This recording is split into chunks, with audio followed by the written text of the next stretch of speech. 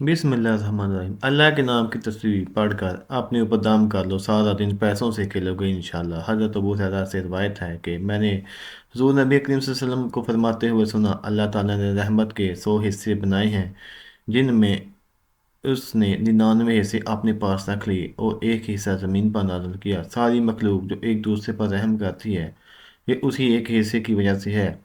इसी तरह हज़रत अबू हुरैरा रज़ी अल्लाह ताला अन्हु से रिवायत है कि हुज़ूर नबी करीम सल्लल्लाहु अलैहि वसल्लम ने फरमाया, अल्लाह ताला के पास वो रहमतें हैं, उसने उनमें से एक रहमत जिन उन हैवानात और हशरात और अर्ज़ के दरमियान नाज़िल की है, जिसकी वजह से वो एक दूसरे पर शफ़क़त और रहम करते हैं और उसी से वहशी जानवर अपने बच्चों से मोहब्बत करते हैं। इसी तरह अल्लाह ताला के 99 नाम हैं।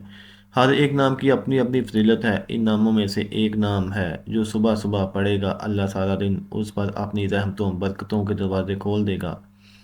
अल्लाह का ये नाम या वहाबू है। इसे बहुत ज़्यादा अता करने वाला।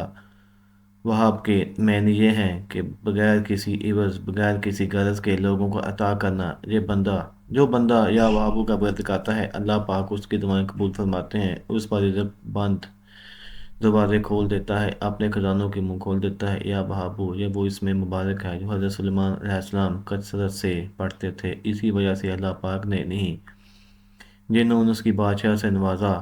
तो जो बंदा फ़कीर व फाका में मुब्तला हुआ, रिज़्क़ की तंगी में मुब्तला हुआ, तो वह अल्लाह का ये नाम लाजमी पढ़े। तो आप भी सुबह उठने के बाद फजर की नमाज के बाद एक तस्बीह या जितना पढ़ना चाहें या बहाबू लाजमी पढ़े। इंशाअल्लाह चंद दिनों में घर में रिज़्क़ की बारिश होगी, घर में खुशहाली आएगी। वीडियो अच्छी लगे तो लाजमी शेयर करना।